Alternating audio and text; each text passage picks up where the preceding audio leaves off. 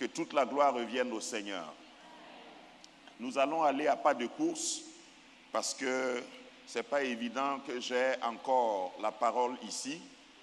Donc, tout ce que j'ai prévu, je vais accoucher ce soir. En même temps et mieux. Voilà, donc, si tu ne peux pas écrire, il faut enregistrer. Parce que peut-être ce soir, ça va être... parce que je n'ai pas encore touché la gloire. Le thème, c'est le règne, la puissance et la gloire, attachés au sacerdoce royal. Et nous avons déjà parlé du règne, du principe du règne. Nous avons parlé aussi de la puissance.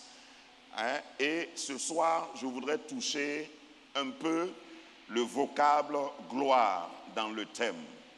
La gloire est un thème transversal dans la parole de Dieu. La gloire de Dieu, c'est l'essence de Dieu. Nous allons, dans un premier temps, le menu que j'ai prévu pour vous, nous allons dans un premier temps observer ce qui est normatif, ce qui est applicable bibliquement, et ensuite je vais faire des applications personnelles dans notre vie. Parce que la gloire est un thème majeur, si vous voulez, un thème majeur dans la théologie chrétienne, théologie biblique. La gloire de Dieu est un concept central dans la théologie chrétienne, donc qui décrit la manifestation de la majesté, de la puissance et de la présence de Dieu dans le monde. Le premier jour, quand j'introduisais, je vous suggérais que, au fait, l'objectif de Dieu en créant l'homme, selon Genèse 1, 26, était que l'homme représente Dieu. Et représenter Dieu, c'est représenter sa gloire. Parce que Dieu habite dans la gloire. La gloire est une exclusivité de Dieu. En réalité, l'homme n'a pas de gloire. L'homme doit refléter la gloire de Dieu. C'est pourquoi vous avez des passages qui disent « Dieu ne partage pas sa gloire ». Mais l'homme qui est connecté à Dieu reflète la gloire de Dieu. Dis Amen. Dis d'ailleurs, je suis là pour représenter Dieu. Je suis là pour refléter sa gloire. Donc quand Dieu dit, Genèse 1, 26, faisons l'homme à notre image, selon notre ressemblance, et qu'il domine, c'est une délégation de pouvoir. Amen. La Bible nous enseigne que Dieu a créé le monde en combien de jours? En 6 jours. Et la Bible nous dit également, Genèse 1, 1, au commencement, Dieu créa les cieux et la terre. Mais il faut savoir que Dieu n'habite pas aux cieux. Allô? La Bible nous dit que les cieux sont les cieux de l'Éternel. Mais ça ne veut pas dire que Dieu habite aux cieux. Suivez bien. Puisque avant que Dieu ne crée les cieux et la terre, il existait. Donc Dieu n'a pas besoin des cieux et de la terre pour exister. Genèse 1, 1 n'est pas le commencement de Dieu. Dieu existait avant Genèse 1, 1. Amen. Donc Dieu habite une gloire. Dieu lui-même s'attribue cette gloire. Donc vous pouvez déduire facilement, nous pouvons déduire que Dieu habite dans la gloire. Et nous avons des termes, dans le Nouveau Testament, la gloire de Dieu est souvent liée à l'incarnation de Christ, qui est considéré comme le Fils de Dieu qui a été manifesté, qui est venu manifester la gloire divine sur la terre. La gloire de Dieu est également liée à l'espérance chrétienne, qui est l'attente glorieuse du retour de Jésus. Amen. Lorsque nous allons être avec lui, nous serons dans la gloire. Et lorsqu'un chrétien n'est plus sur cette terre, on dit qu'il est parti dans la gloire. Amen. Donc pour Dieu, la gloire est une résidence permanente. Et ceux qui sont en Christ entrent dans la gloire quand ils quittent le monde, la gloire absolue. Pour le moment, tu es la gloire ambulante de Dieu sur la terre. Lorsque tu es connecté à Christ, lorsque tu as Christ en toi, Christ en nous, l'espérance de la gloire. Donc la gloire dont il est question, c'est le fait de pouvoir représenter valablement Dieu sur cette terre, de laisser Dieu comme transcender, Dieu se manifester à travers nous sur la terre. Dans les termes hébreux, c'est pourquoi je dis que cette première partie va être les fondamentaux et pour respecter le cheminement.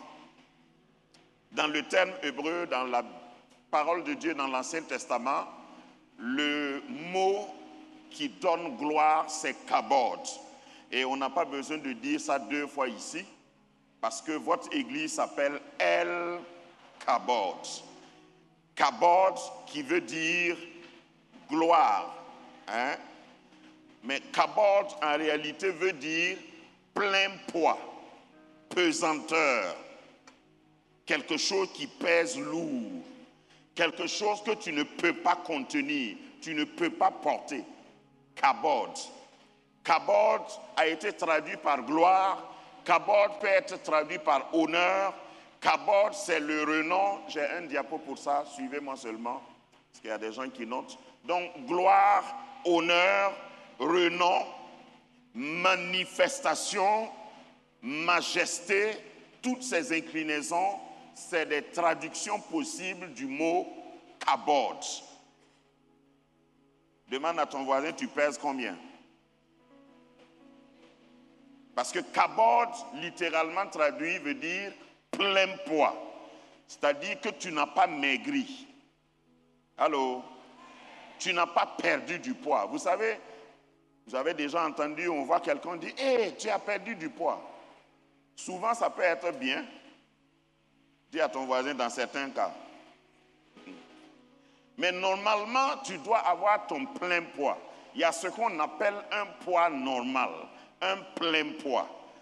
Le plein poids ici parle de ton potentiel. Donc quand on parle de kabod, on parle de ce que Dieu a investi en toi.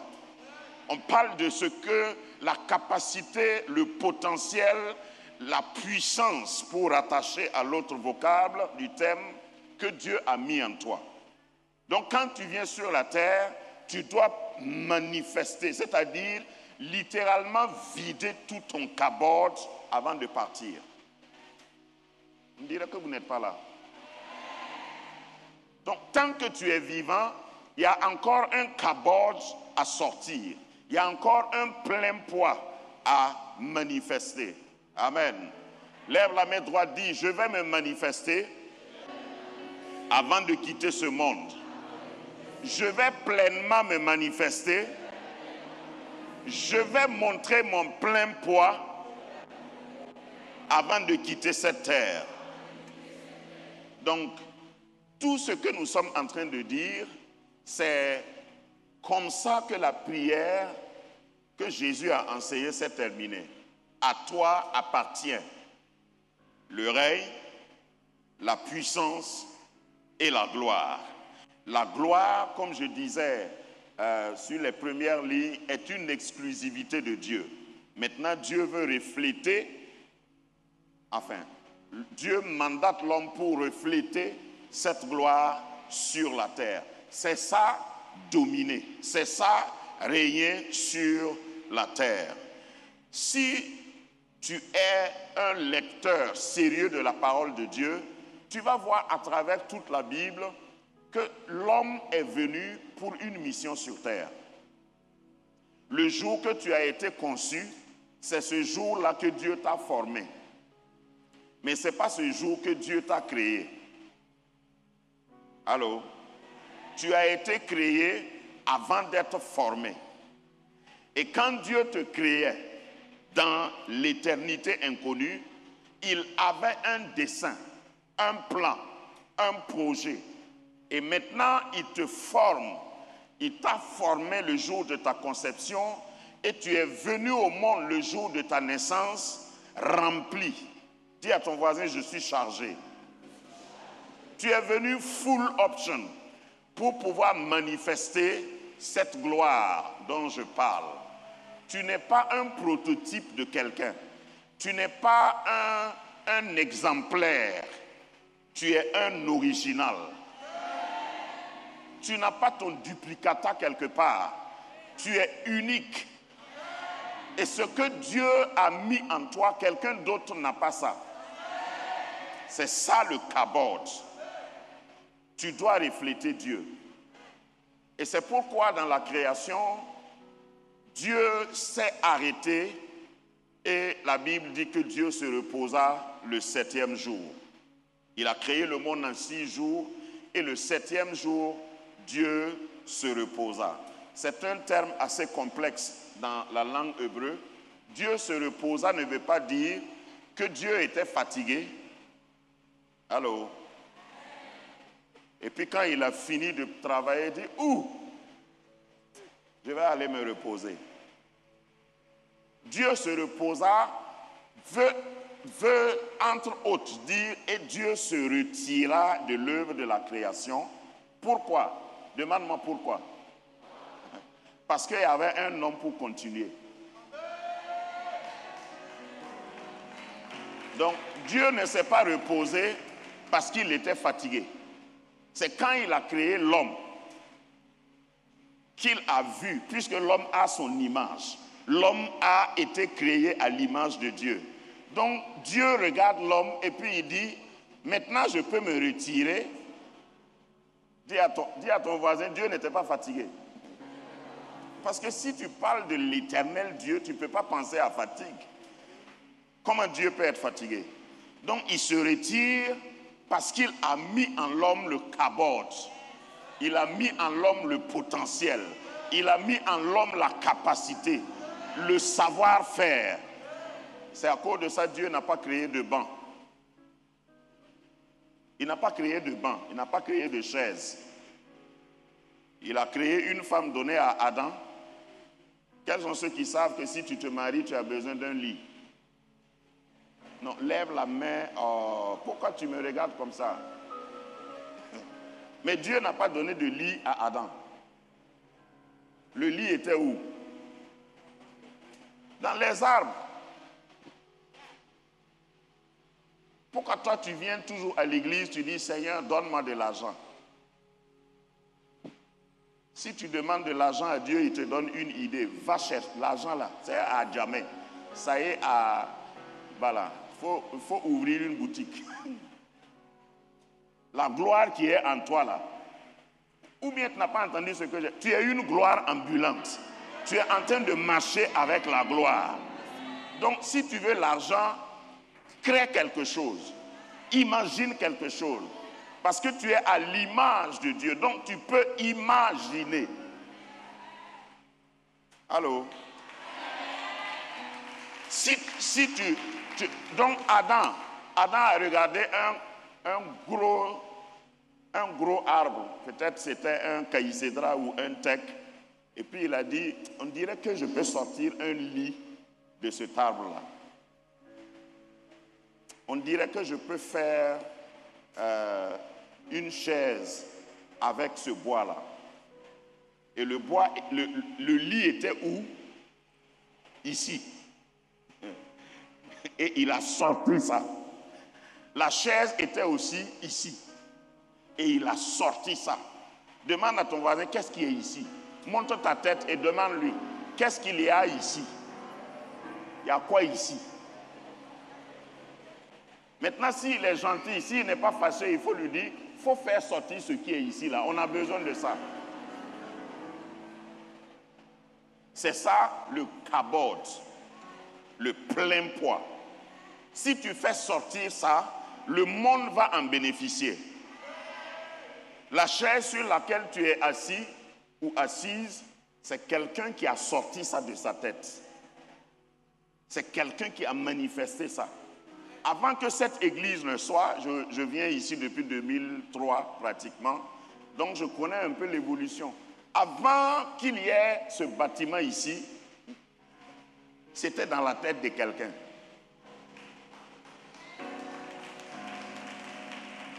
Donc, si tu acceptes sortir le cabot que Dieu a mis en toi, le monde va être meilleur. Ton village va être béni. Ta famille va être bénie. Il y a des familles qui attendent ton cabot. Il y a des églises qui attendent ton cabot. Il y a une génération entière qui attend ton cabot. Il y a une société, un service qui attend ton cabot. Oh, fais sortir ton cabot. Ce Sinaï a été programmé, inspiré par Dieu, pour que tu sois secoué. Et je suis venu ce soir te remuer pour que ton cabot là apparaisse. Et quiconque va t'empêcher de te manifester est convoqué dès cet instant en jugement. Il faut que ton cabot sorte parce que Dieu a besoin de ton cabot. La société a besoin de ton cabot. Car la création toute entière attend avec un ardent désir la manifestation des fils et filles de Dieu. Bon, ton amen là est malade, ça veut dire que tu n'es pas convaincu.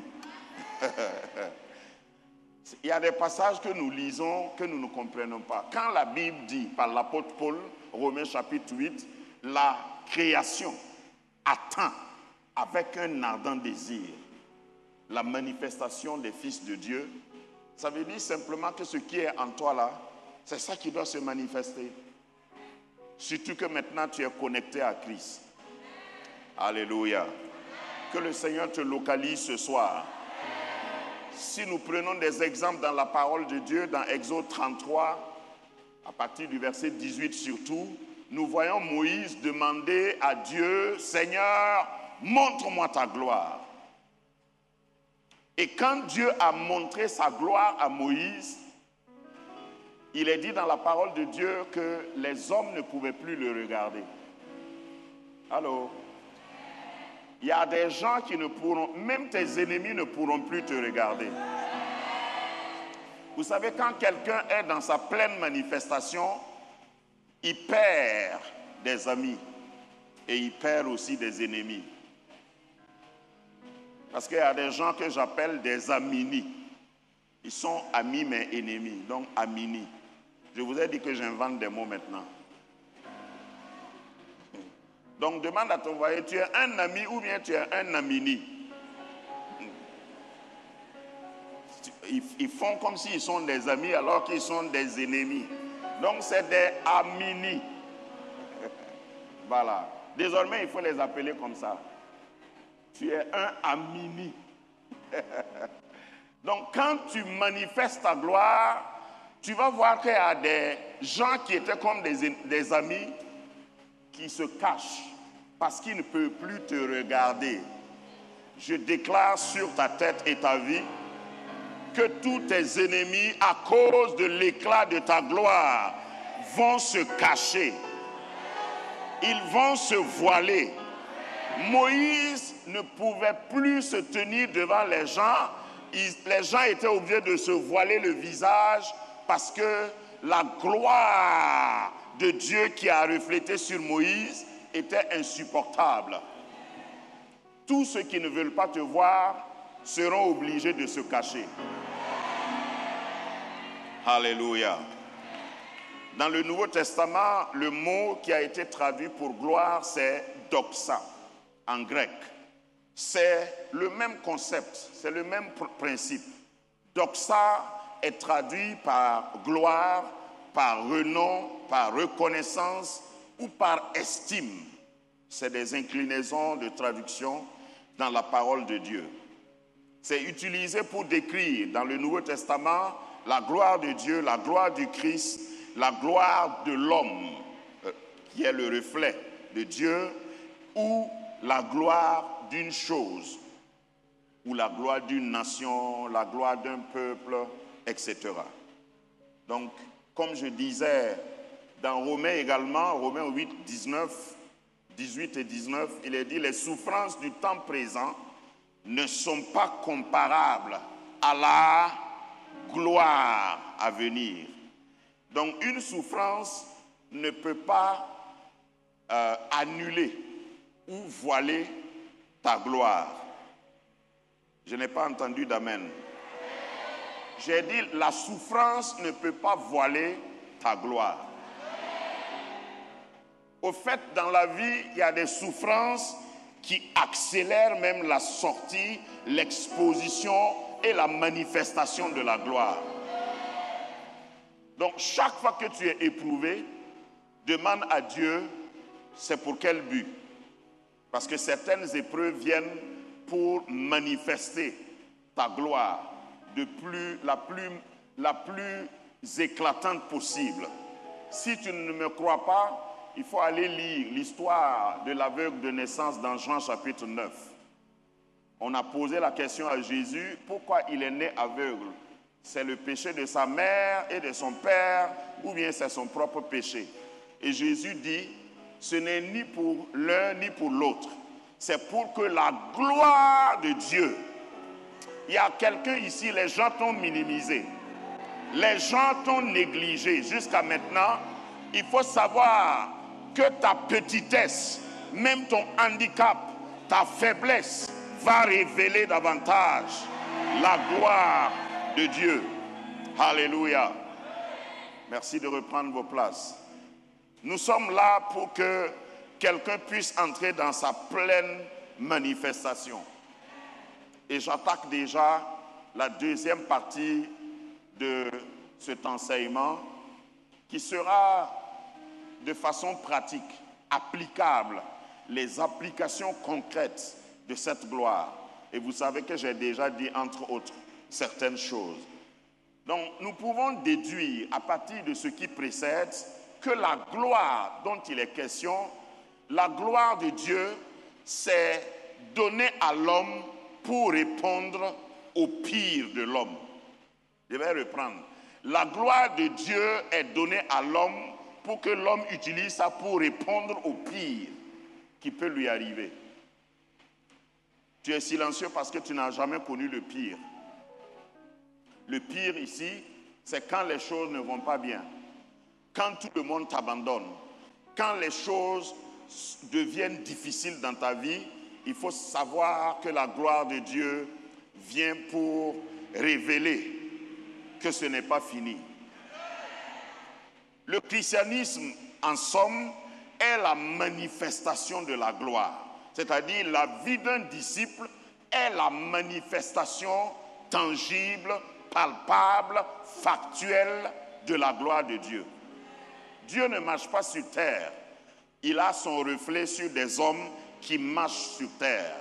Si Dieu veut se présenter à quelqu'un dans ton quartier, souvent c'est un homme qu'il va envoyer. Très souvent, c'est un homme qu'il va t'envoyer. Parce qu'il faut savoir que si Dieu se présentait à toi-même, qui est assis ici, à l'église, tu vas mourir. Si Dieu se présente à toi personnellement, tu ne peux pas vivre. Va lire Exode 33. Moïse a négocié pour que Dieu lui montre sa gloire. Dieu dit, petit, toi tu ne peux pas me voir et vivre. Bon, mais comme tu insistes, dis à ton voisin, comme tu insistes, je vais faire un petit arrangement. Donc Dieu a fait un petit arrangement avec Moïse, mais je sais que Moïse même était confus. Voilà ce que Dieu a dit à Moïse. Bon, l'arrangement là, je vais passer. Au moment où je passe là, je vais te cacher avec ma main. Et puis quand je vais passer, tu vas me voir de dos. Tu peux faire un film de ça? C'est-à-dire, tu passes. Et puis tu caches quelqu'un jusqu'à ce que tu passes. Et c'est quand tu as fini de passer et ta main a caché la personne que la personne t'a vu de dos, au loin. Il faut essayer de faire ça, je vais voir.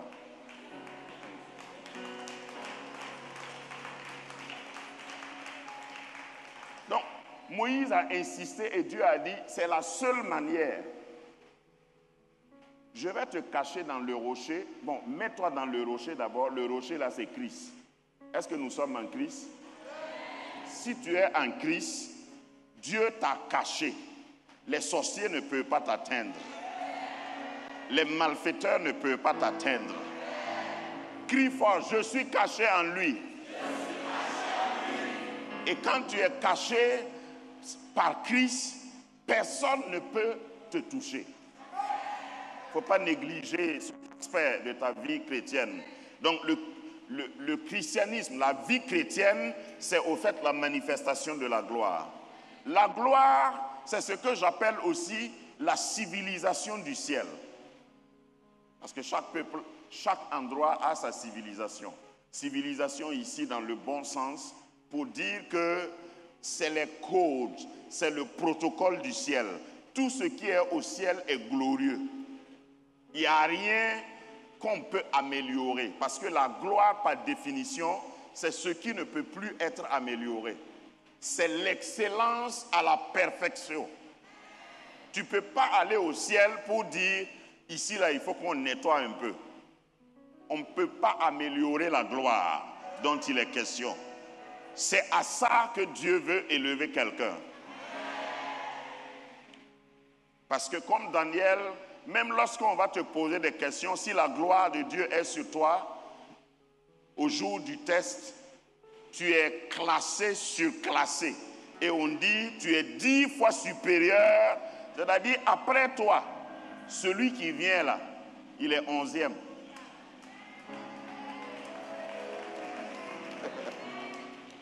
Est-ce que quelqu'un a déjà vécu ça? C'est Daniel seul qui a vécu ça, parce que la gloire était sur lui. C'est-à-dire, on dit premier, et puis on dit Daniel.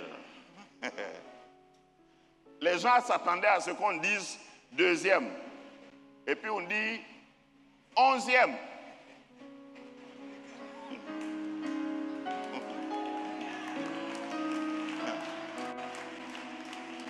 Regarde, c'est la distance qui te sépare de tes ennemis. Tu vas être à 1 et tes ennemis seront à 11. Je vais traduire ça en français, tu vas comprendre. C'est-à-dire, si tu étais dans un train qui a 20 wagons, et puis le premier wagon, c'est la première classe. Toi, tu vas être assis dans le premier wagon, première classe, et tous les autres clients sont au 11e wagon. Quand la gloire est sur toi, ton succès est inexplicable, incompréhensible, choquant. C'est-à-dire, ton succès est insultant. Bon, je vais utiliser les superlatifs, mais...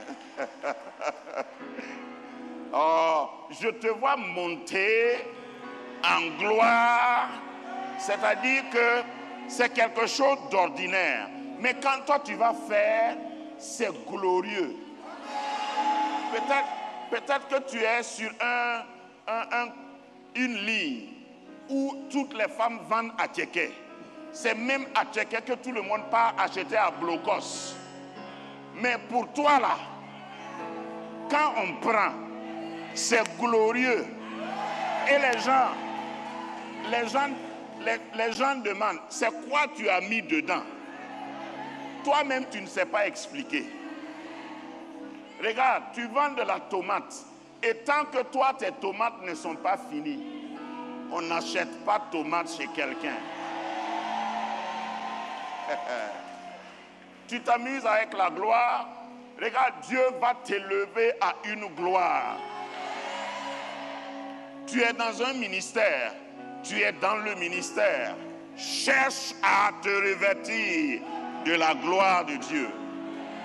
Parce que quand la gloire de Dieu est sur toi, tu vas réussir là où les autres échouent.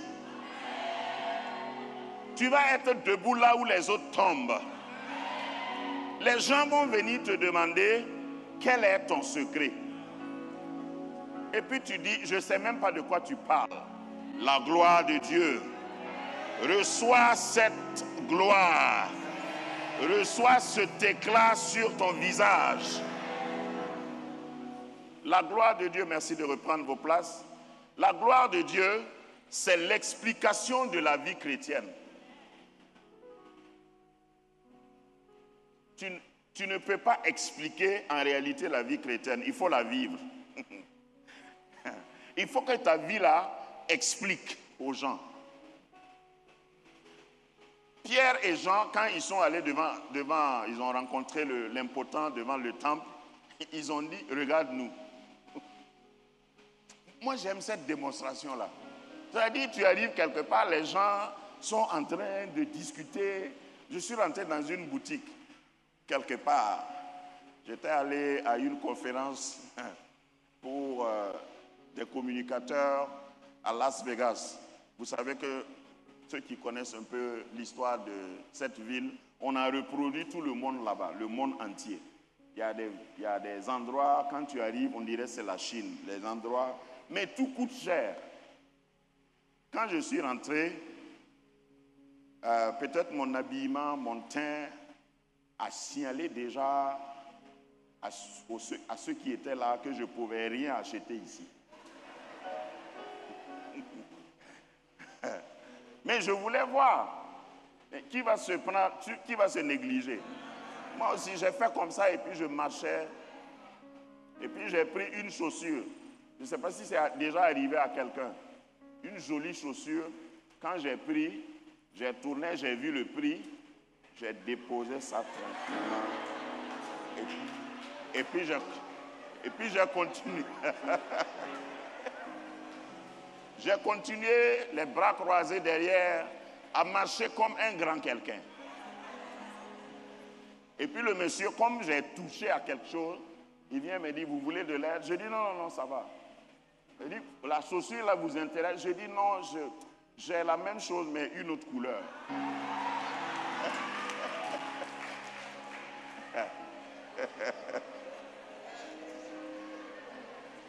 Il ne faut pas te vendre moins cher.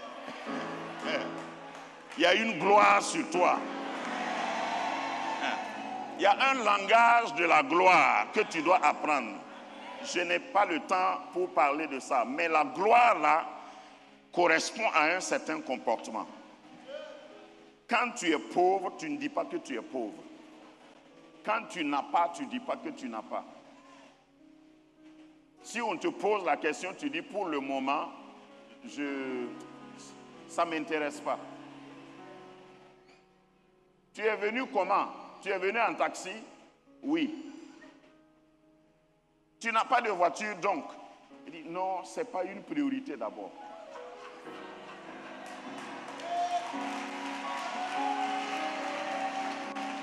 Ça, c'est le langage de la gloire. Parce que si tu dois expliquer à tout le monde pourquoi tu n'as pas ce que tu n'as pas, tu n'auras plus le temps pour représenter Dieu. Amen. Je vous ai dit qu'un roi ne vit pas en location. Tu ne peux pas régner et puis tu es locataire. Tu règnes sur quoi? C'est le propriétaire là qui règne sur toi, si tu ne sais pas. Non, refuse. Quand tu es en location, tu dis, pour le moment, j'ai d'autres priorités que la maison. Mais bientôt, tu viendras me voir dans ma résidence. Ça, c'est le langage de la gloire. Tu dois être une gloire mobile. Une gloire mobile. C'est-à-dire, tu te déplaces. C'est le concept du tabernacle, au fait. Le tabernacle, il y avait le lieu très saint. Mais le tabernacle était portatif, ambulante. Dis, je suis une gloire ambulante. C'est-à-dire que quand tu te déplaces, c'est la gloire de Dieu qui se déplace. Quand tu montes dans un taxi, la condition du taxi change à cause de ta présence. Si tu montes dans un bus et puis il y a un malfaiteur, un féticheur, un charlatan dans le bus, Tout son pouvoir est suspendu à cause de ta présence. C'est pas que tu es en train de prier. Il y a des gens qui ne savent pas manifester leur gloire. Ils arrivent quelque part, ils veulent lier tout le monde. Non! Tu es une gloire ambulante. Il n'y a pas d'association entre la lumière et les ténèbres. Et en physique, on dit que c'est la lumière qui a une vitesse. Les ténèbres n'ont pas de vitesse, n'ont pas de vitesse. Les ténèbres s'alignent à la vitesse de la lumière. Allô? Donc, quand toi tu es là, tu n'as pas besoin de crier. Les ténèbres là dégagent. C'est ça la gloire. Et quand on portait le tabernacle, si tu lis l'histoire du tabernacle à travers l'Ancien Testament, tu vas voir que quand même par erreur, le tabernacle est hébergé quelque part, va demander à Aaron. Quand par erreur, le tabernacle est hébergé quelque part, l'arche de l'alliance est hébergé quelque part, il y a décapitation. Il y a comment on dit, il y a dépiècement. Donc, à cause de toi, il y aura des enterrements dans ton quartier. Je suis désolé, hein. C'est pas mieux qu'on se dise, ben, et puis je vais partir. Voilà. Voilà. C'est mieux comme on n'a plus le temps, je vais dire, sinon je pouvais dire ça gentiment. Voilà. Mais quand quelqu'un meurt là, on l'enterre, non? Bon. C'est pourquoi j'ai dit enterrement. Je n'ai pas dit ton frère, je n'ai pas dit quelqu'un de ta famille, mais il y aura deuil. Juste à cause de toi. Parce que tu es transporteur, tu es conteneur, tu es réceptacle, tu es reflet de la gloire. Et là où la gloire entre, les ténèbres doivent quitter, doivent céder place. Là où la gloire est, il y a des paroles qu'on ne peut plus prononcer. La gloire rend certains sourds-muets. Tu suspends le pouvoir de certaines personnes par ta présence. C'est pourquoi il faut apprendre à se recharger de la gloire. Une église, une vraie église, c'est un centre de rechargement de la gloire. Tu sais ce que ça veut dire charger, non? Bon, allume ton portable. Regarde ton portable. Il y a combien de traits sur la batterie? Ça va t'indiquer 2 traits, ça va t'indiquer 3 traits. Quand ça reste 1 trait, et puis c'est samedi, il faut venir à l'église. Sinon, il y a des appels que tu ne pourras plus décrocher. Est-ce que j'ai parlé à quelqu'un? Toi, tu crois que nous autres qui sommes ici tout le temps là, c'est parce qu'on a le temps. Hein? Ceux qui viennent à toutes les réunions, à toutes les séances du Sinaï, non, ils n'ont rien à faire. Non, tu n'as pas compris. Par exemple, là où on est là, dis à ton voisin, comme nous là, tu nous touches. Si tu me touches par erreur, tu meurs par correction.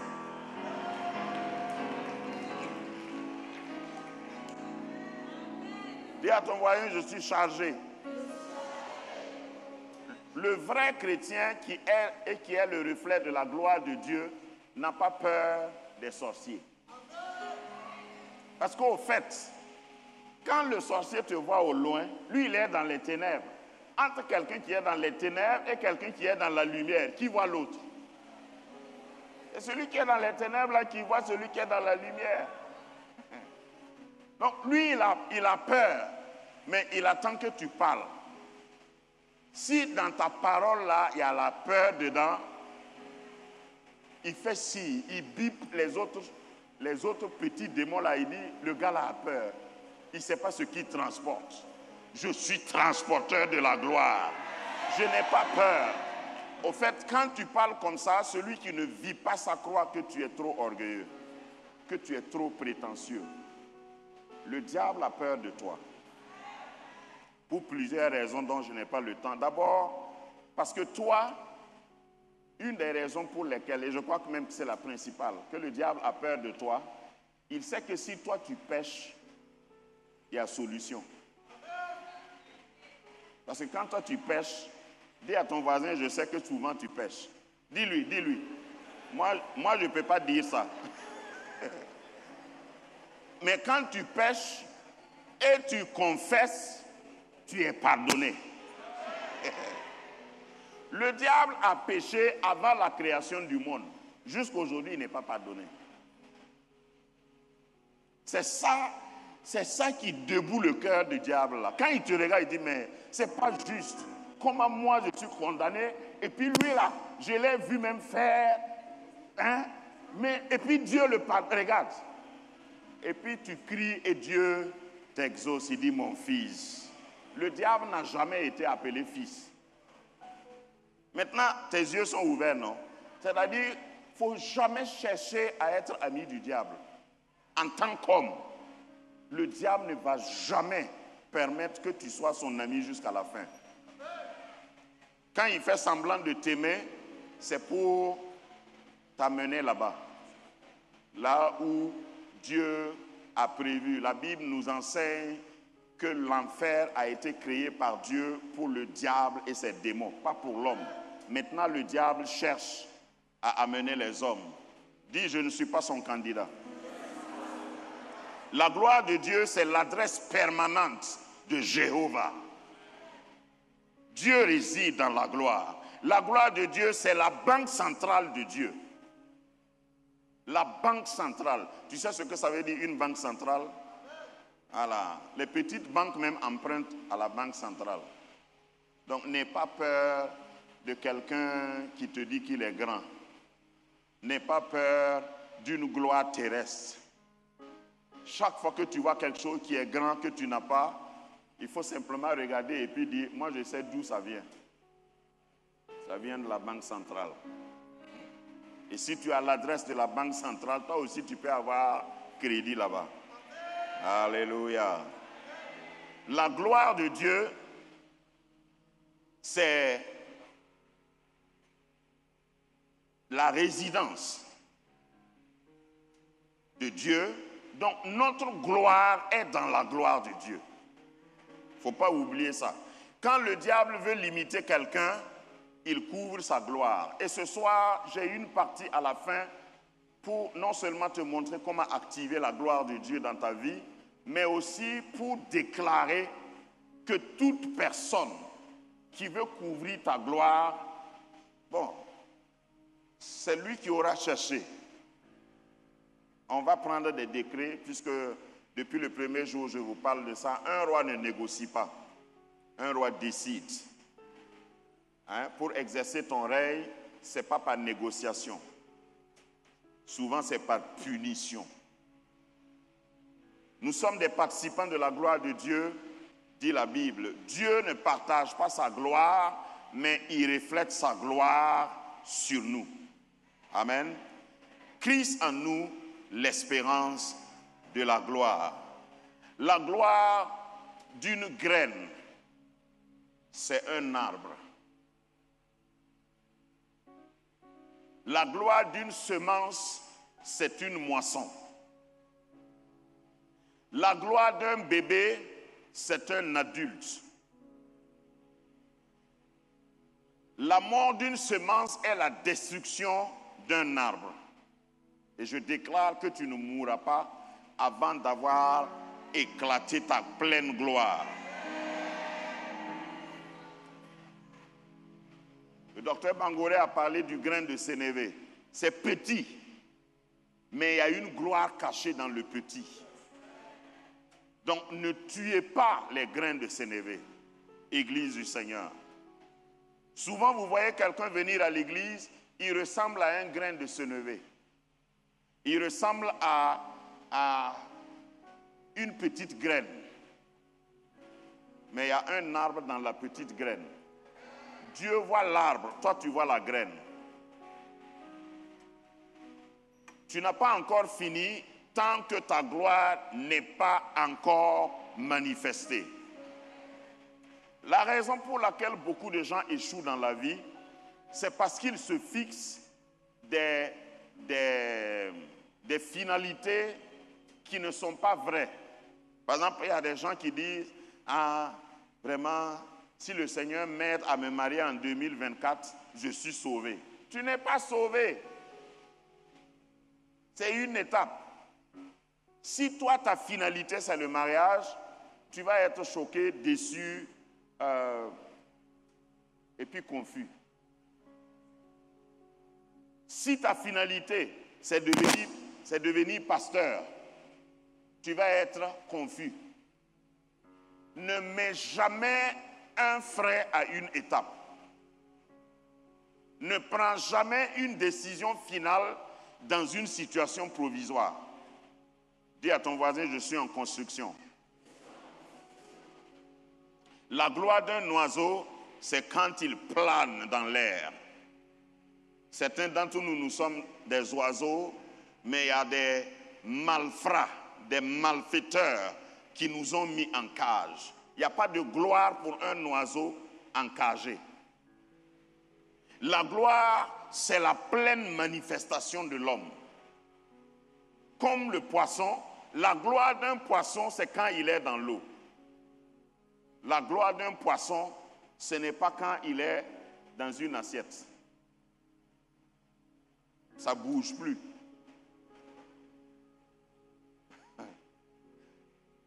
Tu n'es pas encore fini tant que ta gloire n'est pas manifestée. Dis-moi Amen.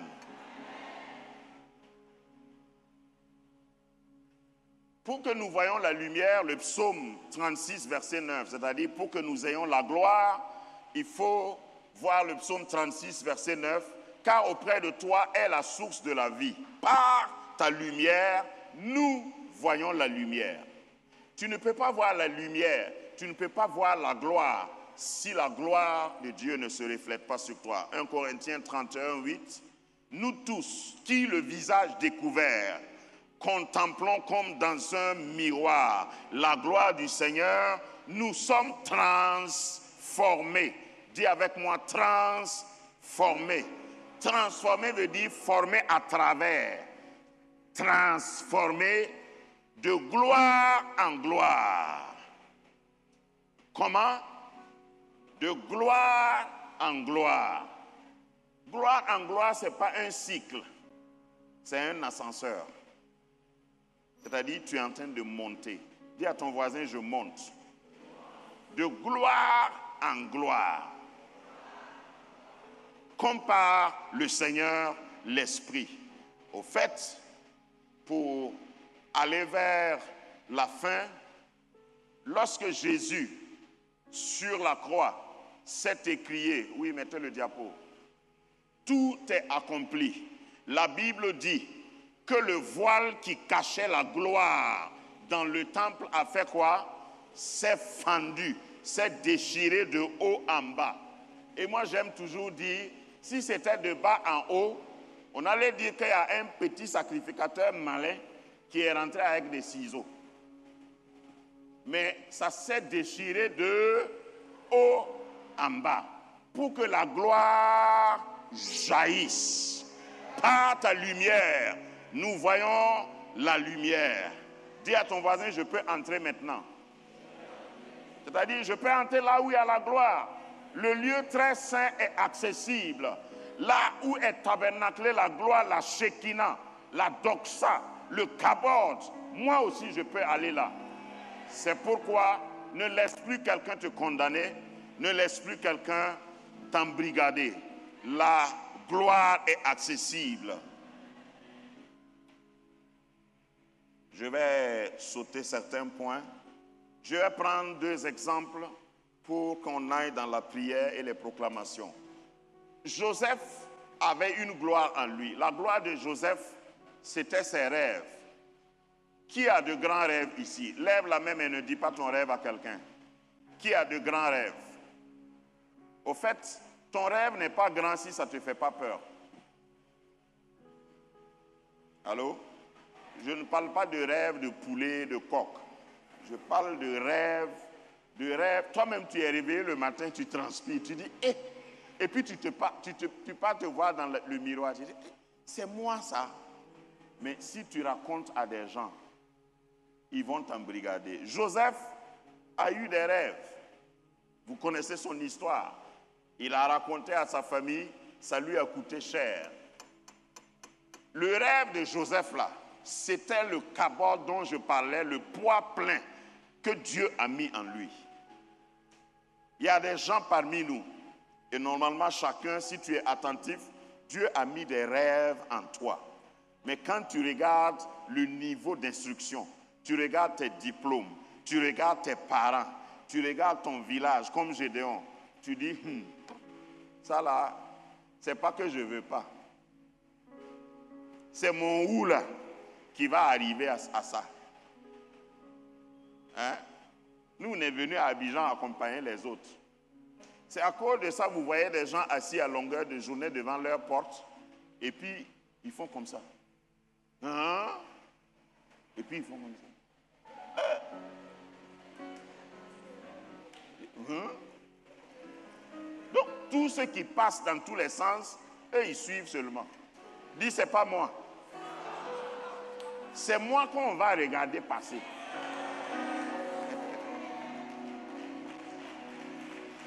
Parce que tu vois, quand tu passes, tu ne peux pas empêcher ceux qui sont assis de te regarder. Mais je vais te donner un conseil, si j'ose, ne t'arrête pas parler avec eux. Il faut passer. Parce que celui qui est assis là, il est garé. Toi, tu n'es pas encore arrivé.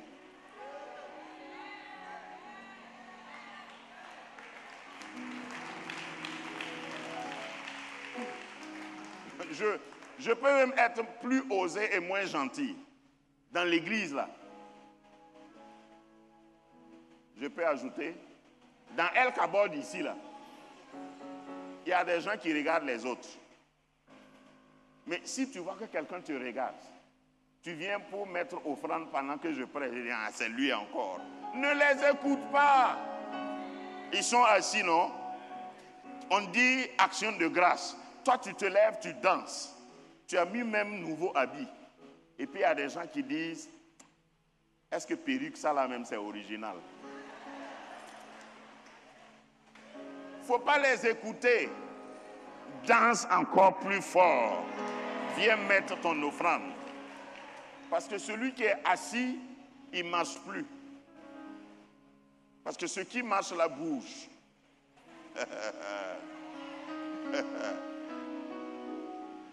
C'est pourquoi, c'est même pas une question de niveau d'études ou quoi que ce soit. C'est une question de mentalité. Les gens, ils ont un diplôme plus que toi, mais ils sont assis. Toi, lève-toi. Je crois qu'une fois de passage ici, j'ai parlé du courage. Dans la parole de Dieu, j'ai fait une étude élaborée. Il n'y a pas un endroit où Dieu dit à un homme, je vais te donner le courage. Chaque fois, Dieu dit à l'homme, prends courage. Toi, tu es assis, Seigneur, encourage-moi. Ça ne viendra jamais. Dieu n'encourage pas quelqu'un. Et si tu t'appelles Gédéon, Dieu te dira, va avec la force que tu as. C'est comme ça que ça marche.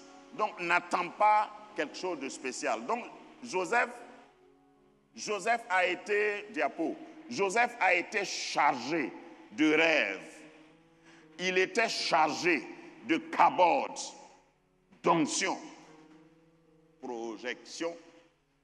Mais on l'a capturé, on l'a obligé, on l'a contraint. Quand je parle de Joseph, je le représente comme ça. Joseph devait aller loin. Ce qui est dans sa tête là, ça ne pouvait même pas être accompli dans son village de naissance. Ses rêves là se trouvaient ailleurs. Pour qu'il accomplisse son rêve, c'était ailleurs. Mais on a voulu l'embrigader. Tous ceux qui t'embrigadent là, ils vont payer ton transport. Je vais dire, ceux qui veulent te contraindre, te dis, tu te prends pour qui? Petit, assieds-toi ici. Donc tu veux dire quoi même? Que toi tu es plus que nous ici dans l'église là. Eux là, c'est eux qui vont cotiser, payer ton transport.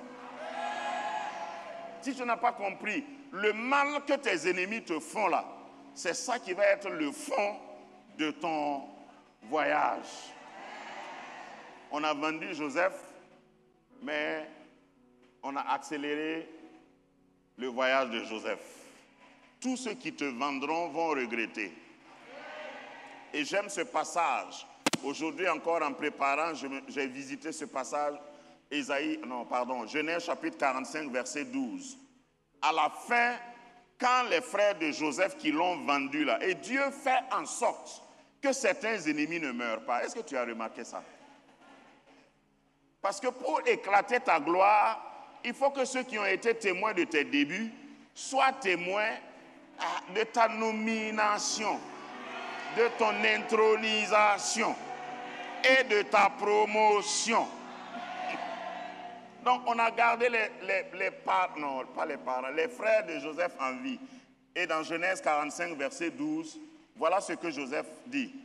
Vous voyez de vos yeux, et mon frère Benjamin voit de ses yeux, que c'est moi-même que vous avez vendu là, qui vous parle. C'est le verset 13 là. Ici on dit ça va tuer. Arrivé au verset 13 là, Joseph a tué. Il dit, allez raconter à mon père toute ma gloire. Tu as une gloire qu'on va raconter sur CNN, sur TV5, sur France 54. Enfin, tu as une gloire où on va faire reportage dessus. Allez raconter. Regarde, ceux qui t'ont emprisonné, c'est eux qui deviennent maintenant tes agents de publicité. Allez raconter à mon Père ma gloire. Ceux qui t'ont fait du mal, ils vont devenir tes agents commerciaux. Allez raconter à mon Père ma gloire. J'ai une gloire en Égypte. J'ai une gloire. L'Égypte représente le monde. L'Égypte représente ici. Parmi tes ennemis, tu seras un prince au-dessus d'eux. Dieu va t'élever. Dieu va t'élever. Non, j'ai dit Dieu va t'élever au milieu de tes ennemis et il va t'établir sur eux. Alors, sur cette base, j'ordonne que tous ceux qui veulent t'assassiner avant ta gloire, avant l'éclat de ta gloire, soient sous arrestation par le feu de l'Esprit. Que tous ceux qui projettent, tous ceux qui se réunissent, qui complotent contre toi, je les convoque devant le trône de Dieu ce soir et je déclare qu'ils te feront la guerre comme nous avons vu ce soir, mais ils ne te vaincront pas. Dans le nom de Jésus, dans le nom de Jésus. Alléluia. Ensuite, nous pouvons aussi citer David. David a eu une gloire à laquelle beaucoup de ses frères ne croyaient pas. Et c'est vers une application de comment que je vais maintenant aller. On a voulu embrigader David. David jouait à la guitare dans la forêt, en brousse, mais personne n'écoutait. David a tué l'ours et le lion, personne n'écoutait, on ne l'a pas récompensé. Pour dire que pour que ta gloire éclate, il faut que tu rencontres d'abord Samuel. Tu rencontres Samuel. Les Samuels de la vie sont des déclencheurs de gloire. Je suis en train de chuter, de terminer, conclure. Pour que tu actives ta gloire, sois un David. Parce que quand David a été oint, c'est quand il a été oint qu'il a pu maintenant être récompensé à chaque victoire. Il y a des gens qui sont talentueux, qui ont tout ce qu'il faut avoir, mais on ne les connaît pas. Il y a des filles qui sont très belles, bien sur tous les plans, mais on ne les connaît pas. Ça veut dire que quelque chose a voilé ta gloire. Tout voile sur ta gloire est déchiré ce soir. Il faut que ton éclat soit vu. Donc David David, à cause de sa fidélité, Samuel a été envoyé dans sa famille. Et même ce jour-là, Samuel a failli oindre la mauvaise tête. Dis à ton voisin, ma gloire m'attendra. Personne ne prendra mon onction. Donc David arrive de la brousse et puis Samuel loin sur ordre de l'Éternel. Dieu a dit à son prophète, lève-toi, oins-le, c'est lui. Et David est oint contre toute attente. Lui-même, il était étonné. À partir de ce temps-là, David n'a plus travaillé gratuitement. Ça, ce sont les conclusions de mes recherches. Quand David a été oint, le jour qu'il a tué Goliath, on l'a récompensé. Tu ne vas plus travailler gratuitement. Parce que entre Goliath et un lion et une ours, qu'est-ce qui est plus fort? Les gens chantent pour Goliath, mais l'ours et le lion là, c'est plus féroce. Si Goliath tuait David, il n'allait pas le manger. Si le lion tuait David, il allait le manger. Donc David tue Goliath. D'abord, avant de tuer, il dit, bon, on n'a qu'à faire un contrat. Parce que moi, je suis fort, je suis sûr de mes capacités. En d'autres termes, pour contextualiser, je sais quel est le cabord qui est en moi. J'ai plein poids. On va donner quoi à celui qui va tuer ce machin-là? Et puis on commence à citer. Celui qui va tuer Goliath, le roi a dit qu'il va lui donner sa fille. Eh, ah bon? Donc je vais devenir gendre du roi. Ça c'est un bon deal, hein? Tu ne vas plus travailler gratuitement. Regarde, tu es sous-payé, sous-estimé, sous-employé. On va te payer plein poids. Le même jour, David est devenu gendre du roi. Ça veut dire qu'il est allé habiter dans le quartier résidentiel où vivent les princes. Pourtant, il n'était pas de sang royal. David a eu des propriétés. David est devenu chef des chefs. Parce que quand tu es marié à la fille du roi, toi-même tu sais, non? Allô? Je vais dire ça doucement. Qu'est-ce que ça te... Quels sont les célibataires qui sont devant moi, qui ne sont pas encore mariés? Levez la main. Célibataire. Ok. Il n'y a pas de célibataire garçon à côté. Tu es célibataire. Ok. Frère, comment vous vous appelez? Amos. Ça, c'est un bon nom. Frère Amos, est-ce que tu sais que le président Poutine a une fille?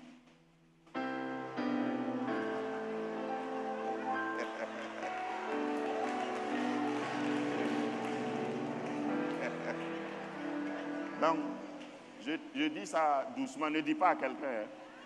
Qu'est-ce que ça te dirait d'épouser la fille de Poutine?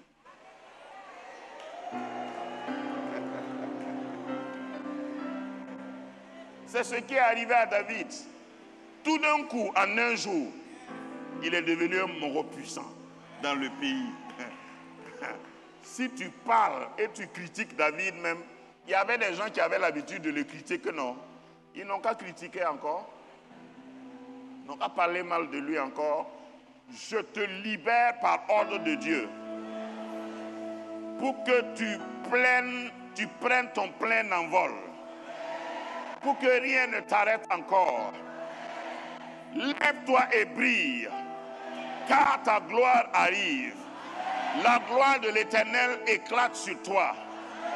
Le Seigneur ordonne que tu sois puissant. Amen. Le Seigneur te donne plein pouvoir. Amen. Pour te manifester désormais. Amen. Dans le nom de Jésus. Amen. Amen. Amen. Amen. Amen. Amen. Merci Seigneur. Merci Seigneur.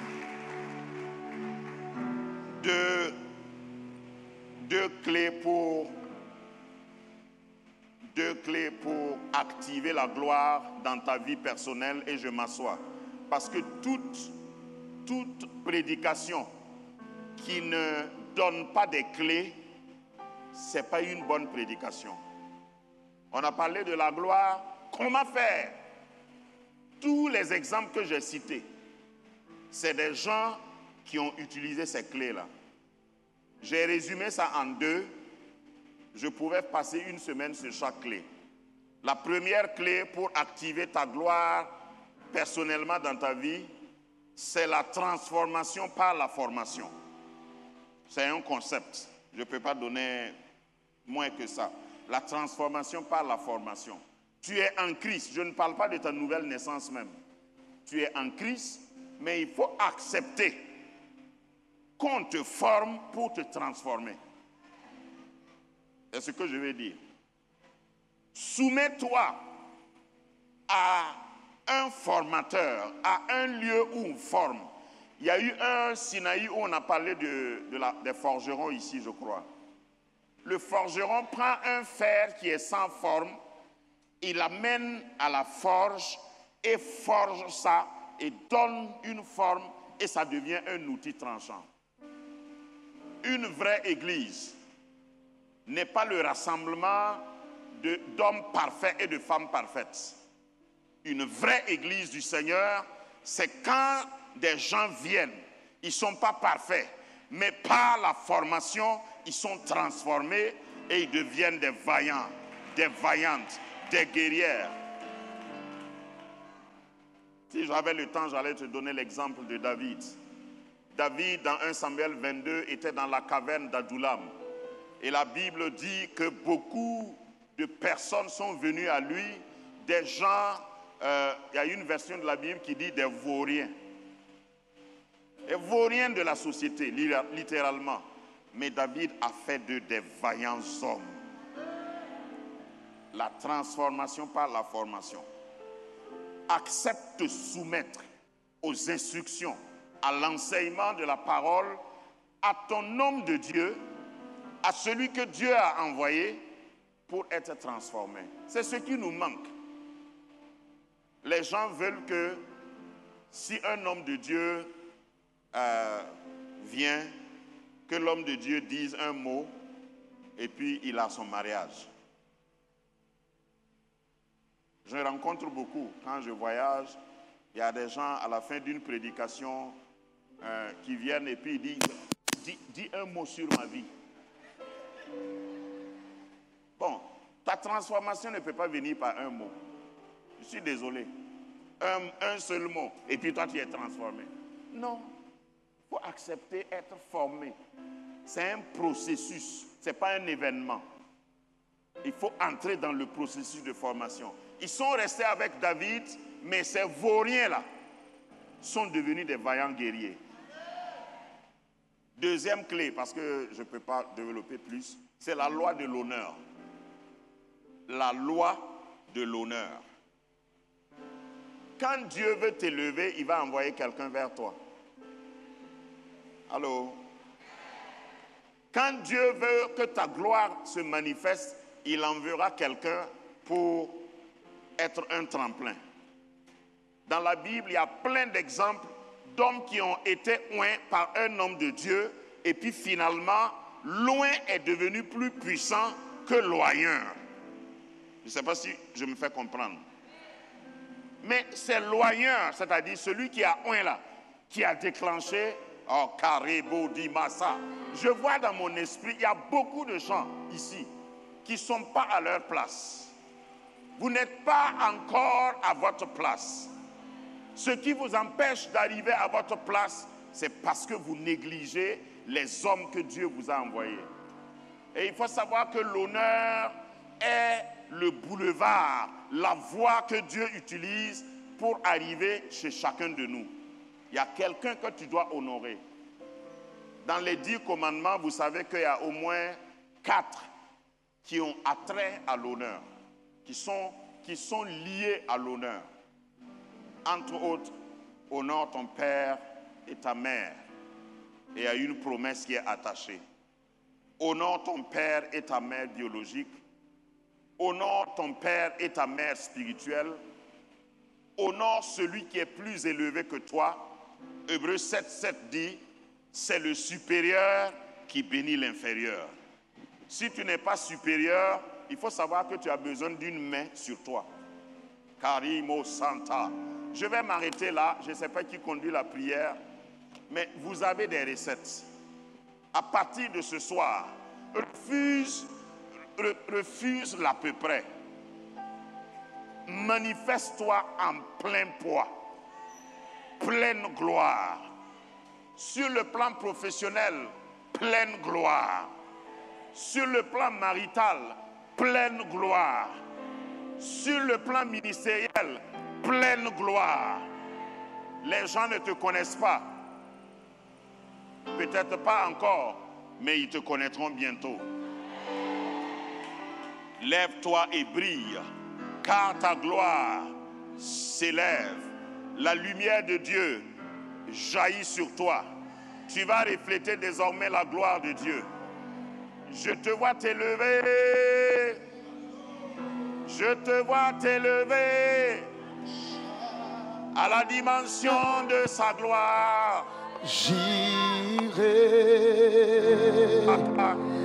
Adonai se manifeste